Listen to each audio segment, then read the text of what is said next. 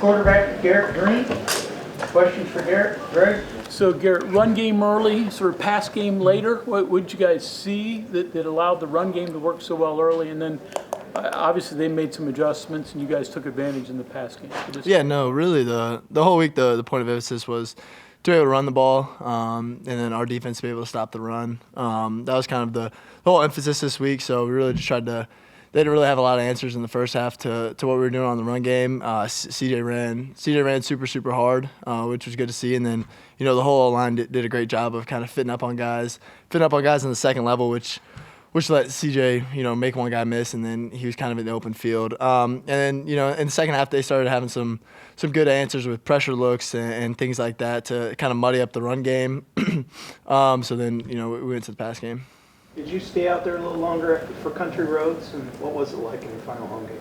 Yeah, no, I did an ESPN interview right after the game, but I definitely tried to soak it in a little more than I usually do, which is probably something I should have done, going back to my freshman year. But that's the most special tradition in all of college sports, and I was, grateful and thankful to be able to experience it.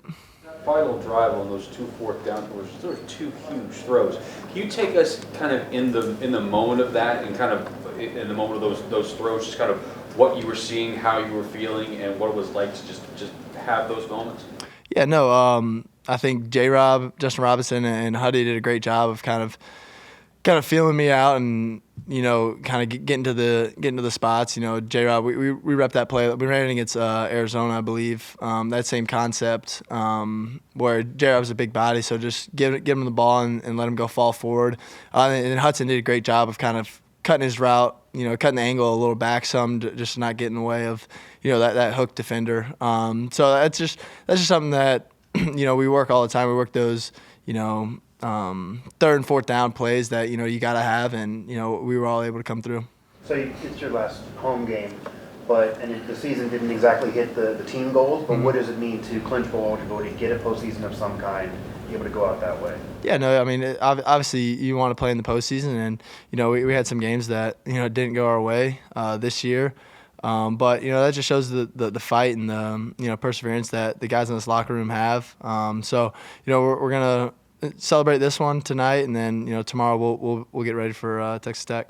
You talked about those first couple possessions with CJ. He just seemed to be running crazy out there for a while. Yeah, he just got in a little different mode, and I think the offensive line did a great job of kind of fitting up on the second level where it was CJ against one of their safeties, and I like that. I like that matchup for the Mountaineers. So I can't say enough about the offensive line and our tight ends. Garrett, Jaheim's long run down to like the 2, you got a pretty good hit on. Yeah. What's a play like that like, where you give up the ball but you get hit anyway, and probably don't know what's going on? Yeah, well, I mean, obviously I didn't see it. He kind of hit me from the blind side, but CJ made a. I don't think that gets talking about. CJ made a great move in the hole, a great spin move, which I didn't see, but I saw on tape. But no, I mean it's always nice to see your running back 30, 40 yards downfield. You have to you pick yourself up and you're like, oh hey, what's yeah, I mean, I really didn't know what happened, and then when I looked up and I saw Jaheim, I was like, oh, I'll take that shot for that. You and Nico shared a moment after the game, right after your interview. What can you say about your relationship with him and just how it's helped you this season when you were out with an injury and just all that? Yeah, it's been great. Really since he got here, he's kind of been like my little brother. Just trying to everything that I've learned through my 4 years here. Really everything I've learned, trying to get that on into him. So when it's his time to have the keys. But I just told him to enjoy it and soak it all in, because it happens faster than you can think. No, you have your successes and you have your struggles, as all collegiate quarterbacks do. But one thing that can't really be denied is you're probably one of the most gritty and most gutsy players to ever put on a West Virginia uniform. Can you talk a little bit about what goes into making you that type of athlete and that type of player? Yeah, I mean, I think that just goes back to how I was raised. My dad had a rule for injuries, blood or bone. He's got to see one of them for me to be hurt. So I mean, I think this just all goes back to how I was raised. I can't say enough to really the whole Greene family for raising me like that. So it's just second nature. What do you hope that people who have watched you played over these past few years, both West Virginia fans and just college football fans in general, what do you hope that they take away from what they see when you go on the field and the way you play?